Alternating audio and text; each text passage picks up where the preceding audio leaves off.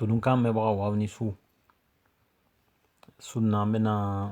thème mun développer o ye enquête mun bɛ ka mɛnɛ RFI journaliste fila mun fagala Mali la fo a kɛla le 2 novembre 2013 à Kidal. U fila n'o ye Ghislaine Dupont ani Claude Verlon. Donc ninnu fila kun ye Radio France Internationale baarakɛbagaw ye. U kun taala u ka baara kɛ Mali la. U taala fo Kidal. U ni minɛna o la k'u to Kidal. Donc sunna n bɛna kuma o de kun kan ko la. Nin y'a san dama dama ye ni mɔgɔ fila ninnu fagala. Faransi yɛrɛ bɛ ka enquête mɛnɛ k'a dɔn mɔgɔ minnu y'u faga. Nka sani bi ka se kuma caman fɔla. A dɔw jɛlen don a dɔw jɛlen tɛ. Ko laban mun kɛla a ko la o ye journaux dɔw de bɛ yan média dɔw Faransi yan. Olu de ni tile fila nana ko enquête kɔnɔ ko mɔgɔ dɔ bɛ yen sigakɛla mɔgɔ mun na ko o tigi ko k'ale dɔnbaga dɔ y'a fɔ ale ye ko Mali premier ministre Soumaïla Boubeyi Maïga ko de ye mɔgɔ ci ni ka taa journaliste fila ninnu n'o ye Ghislaine Dupont ani Claude Verlon ye ko ka taa olu faga. N bɛ segin a kuma kan. Journal fila de bɛ Faransi yan. Olu de ko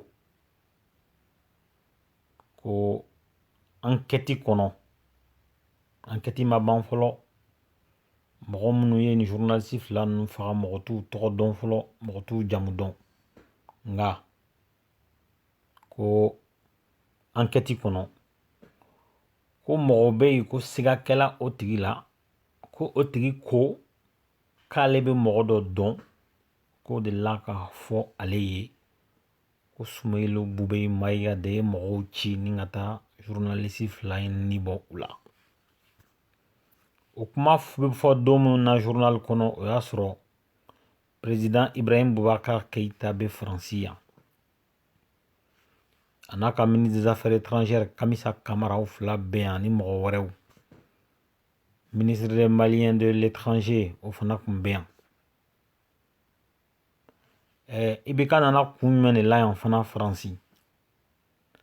ko nin y'a san 100 de ye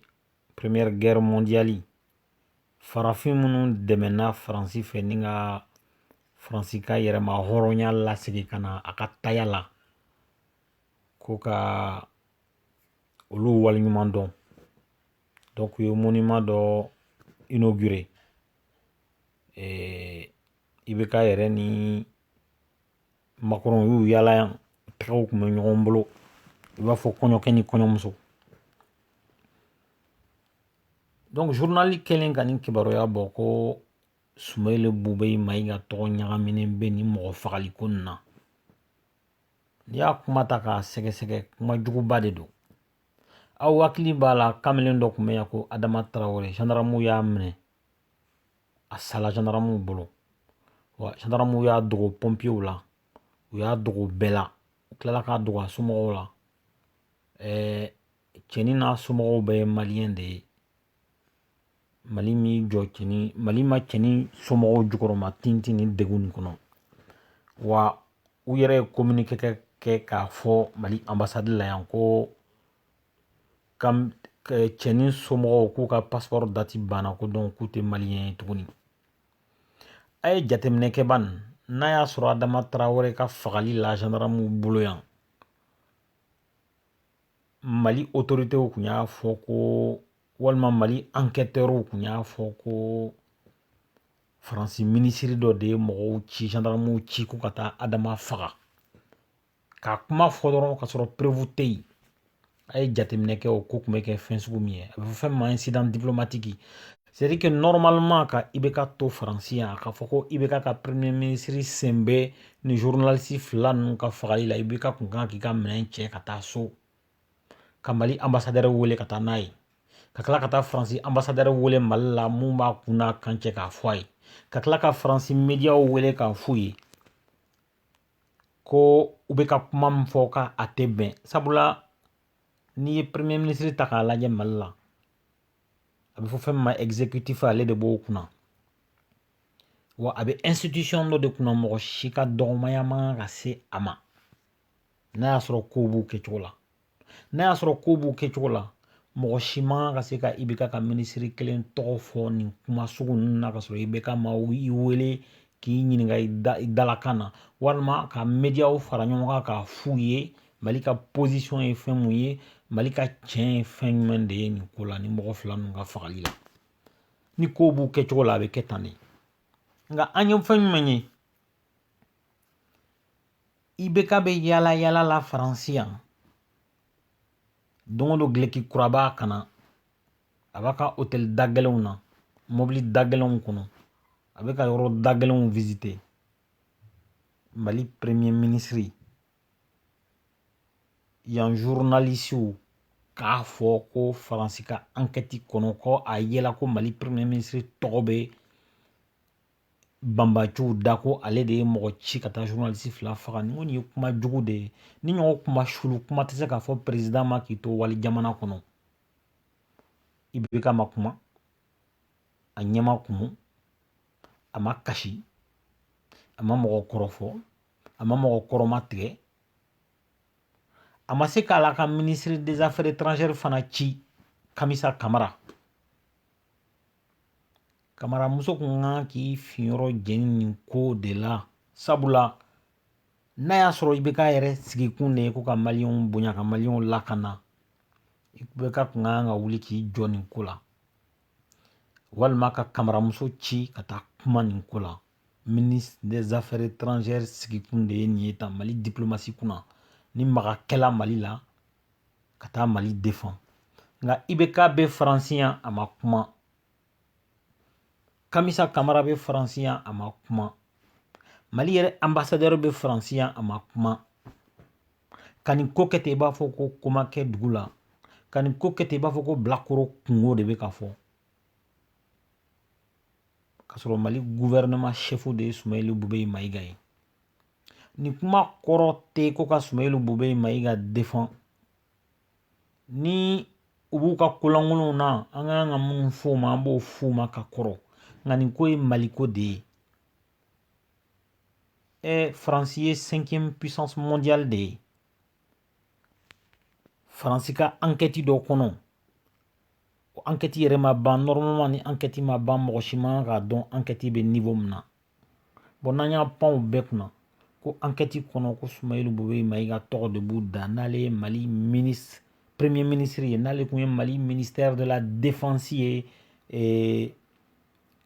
ninnu fila fagali waati la e ma dɔn nin ye jɔnmaya ye e ma dɔn nin ye mɔgɔ bonyabaliya ye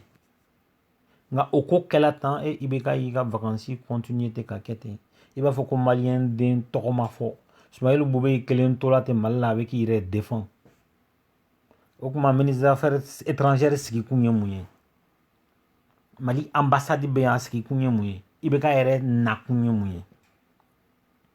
n bɛ hakililajigi dɔɔni kɛ 2017 tuma min na mɔgɔw tun bɛ ka manifester ko an tɛ a banna ko constitution tɛ falen a wagati mɔgɔw wulila don dɔ ka taa manifester faransi ambassade da la ko faransi k'i sen bɔ Mali kow la a don IBK dimina a futunɛna a tun bɛ ɲini ka kasi ko nin tɛ ko bɛnta ye ko faransi y'an teri de ye an man ka ko la an man ka ta ka se faransi ma a don IBK dusu kasila kosɛbɛ ko mɔgɔ kana se faransi kunsigi kelen ma nka e yɛrɛ IBK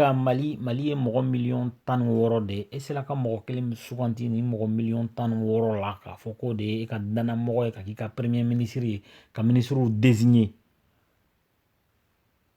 faransi bɛ taa kuma ta k'o tigi sɛgɛrɛ e yɛrɛ IBK b'a dɔn k'o kuma tɛ tiɲɛ ye hali n'a y'a sɔrɔ a kuma de ye tiɲɛ ye fana i bɛ ka b'i sigi ten k'a fɔ k'i m'o kuma mɛ o kuma i bɛ ka sigi kun ye mun ye et puis i bɛ ka nana an ye Mali fan caman perdi an ye nord fan caman perdi Mali yɛrɛ cɛmancɛ fan caman bɛ i bɛ ka sen tɛ se ka se an si sen tɛ se ka se n'Amadu Kufami kutigɛ fan min fɛ Yada Gali b'i kantigɛ o yɔrɔ la o si m'an bɔ hali bi maliyɛndenw bɛ k'u kɛ baji kan ka boli ka bɔ Mali kɔnɔ ni kɔni y'a ye mɔgɔw bɛ ka boli ka bɔ jamana kɔnɔ hɛrɛ tɛ yen de o si m'an bɔ an ka sɔrɔdasiw yɛrɛ bɛ minɛ k'u kantigɛ don o don o si m'an bɔ fantanya bɛ ɲini ka mɔgɔw ta tiɲɛ o si m'an bɔ i bɛ ka kɛlɛmɛ k'a yɛrɛ ka du de ta k'a yan ka Mali ko bɛɛ sanfɛ n'i bɛ ka du dama don ko min na o tɛ ɲɛnabɔ o si m'an bɔ ka taa kuma dɔrɔn walasa k'an ka premier ministre kuma bɔ k'a fɔ ko fɛn min kɛla premier ministre la k'a tɛ bɛn ni kuma kɔrɔ de ye ko maliyɛn o maliyɛn n'i y'i sigi ka i bɛ ka makɔnɔ o ye ta cɛnɛ ye bɔgɔbɔgɔ sabula n'i y'a lajɛ a bɛ fɔ fɛn min ma ko les oiseaux de même plumage kɔnɔ minnu ye suguya kelen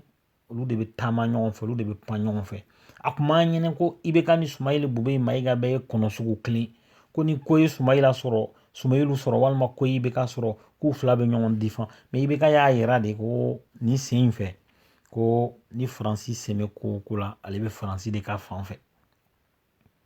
IBK ka slogan de kun ye ko le Mali d'abord nka n'i ye jateminɛ kɛ ka hakili jagabɔ kɛ IBK ka slogan ye la France d'abord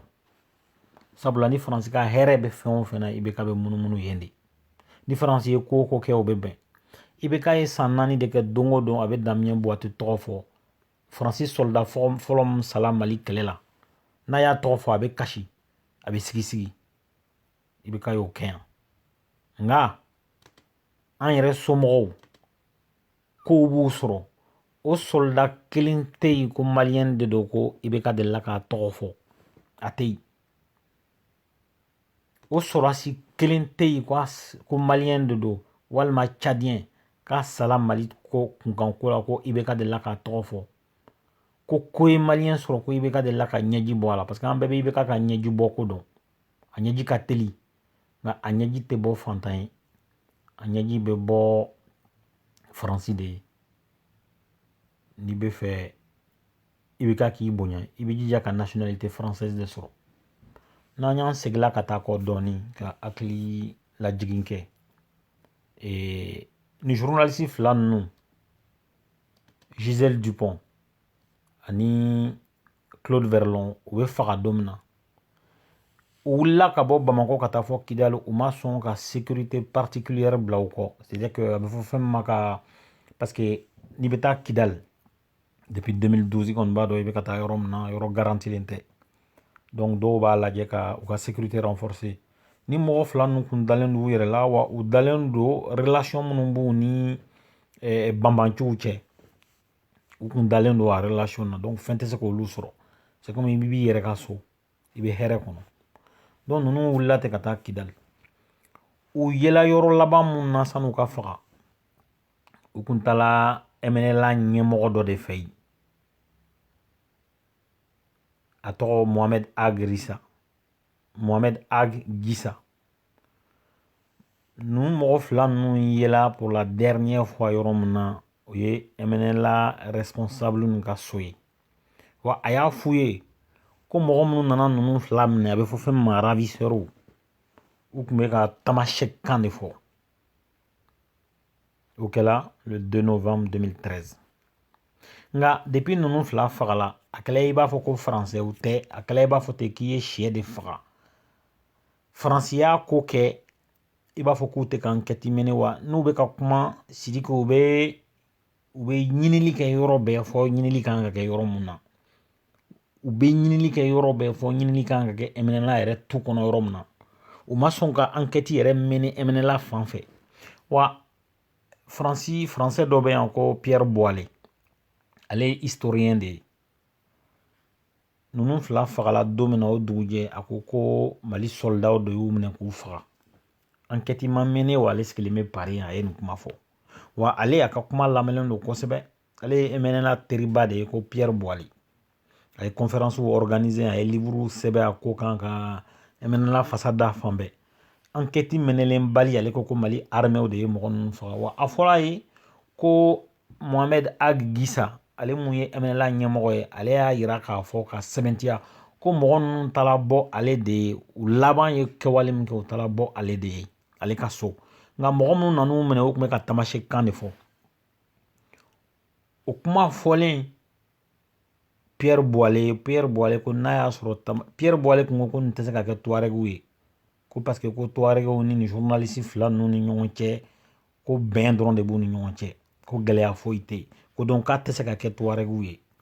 a nalen fɔ a ye ko Mohamed Ag Gissa ale mun ye MNLA ɲɛmɔgɔ dɔ ye ni maa fila nin kun taala bɔ ale y'a ka so ni nin tigi ko tamasɛki kanfɔlaw de y'u minɛ a ko n'a y'a sɔrɔ ko tamasɛkiw don ko tamasɛki sugu minnu don ko u bɛ Mali gouvernement de ka bila la ko a tɛ se ka kɛ MNLA mɔgɔw ye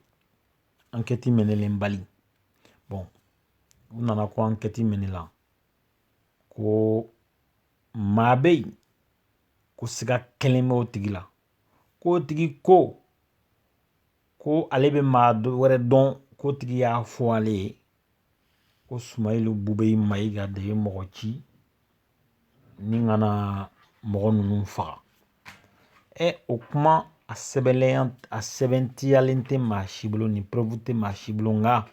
Faransi journaliw ye ala minɛ ka nin sɛbɛn a sɛbɛnkun tɛ dɔwɛrɛ ye ka futinɛ lana mɔgɔw ni ɲɔgɔn cɛ a sɛbɛnkun tɛ dɔwɛrɛ ye ka fagon lase Sumailu Bubeyi Mayiga ma n t'a dɔn n'a fagolen tɛ dɛ nka a kɔni ni sɛbɛnli kun tɛ dɔwɛrɛ ye ŋaniya juguya kɔ sabula n'i ye jateminɛ kɛ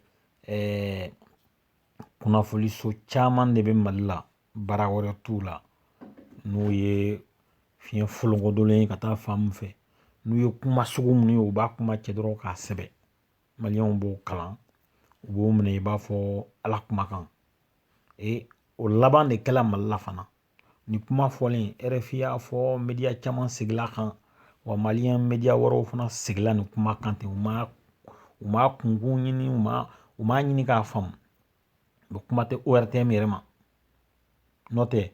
ni yɔrɔ bɛɛ kuma kun kan ni ORTM fana kun b'a jɔyɔrɔ la kuma kun kan ka wuli de ka taa di président ma a ka a fɛta fɔ sabula jamana minnu ye 5e puissance mondiale ye o jamana ko olu bɛ ka enquête kɛ ko enquête kɔnɔ ko jamana minnu peut-être que Mali bɛ diɲɛ jamana bɛɛ kɔ ko jamana premier ministre ye olu ka journaliste fila faga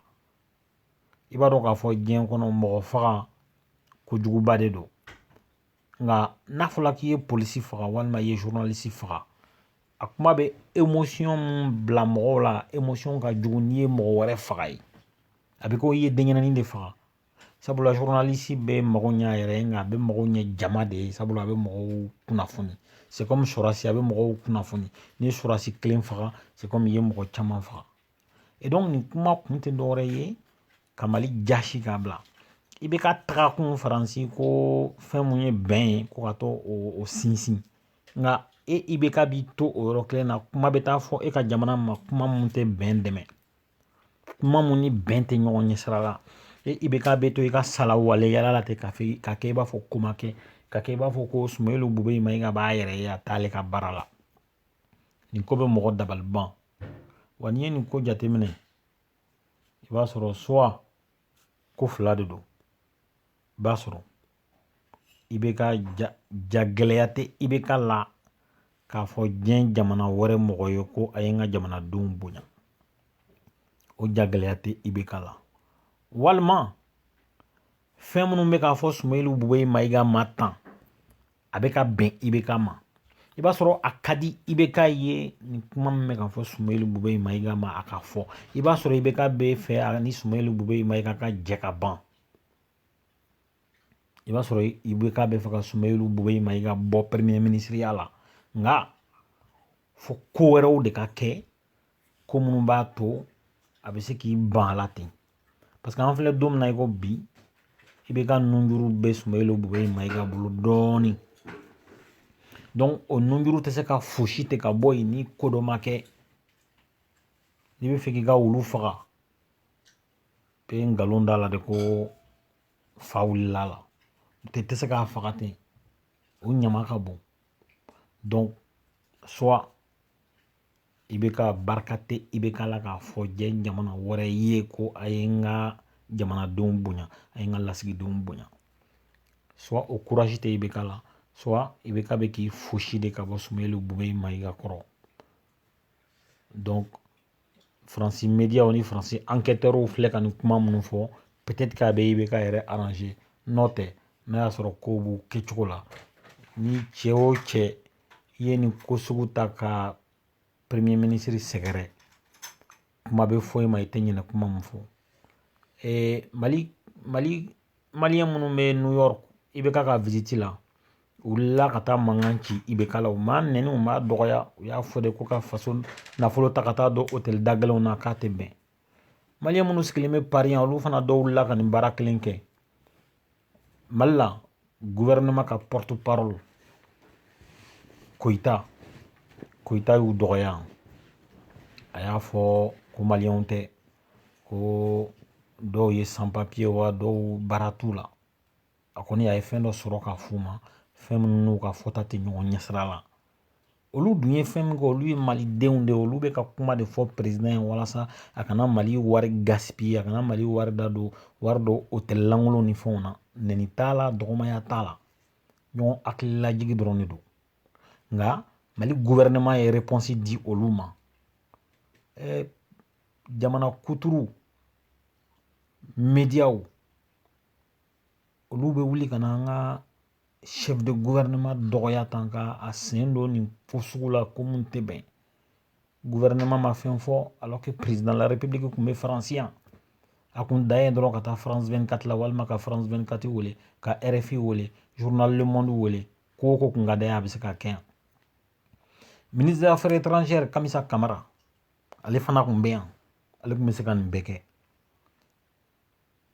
Mali ambassadeur fana bɛ yan ale fana kun bɛ se ka wuli k'i jɔ ninnu si ma wuli k'i jɔ nin bɛ mɔgɔ jatigɛ de nin ka kan ka mɔgɔ lasiran jamanakuntigi minnu bɛ yen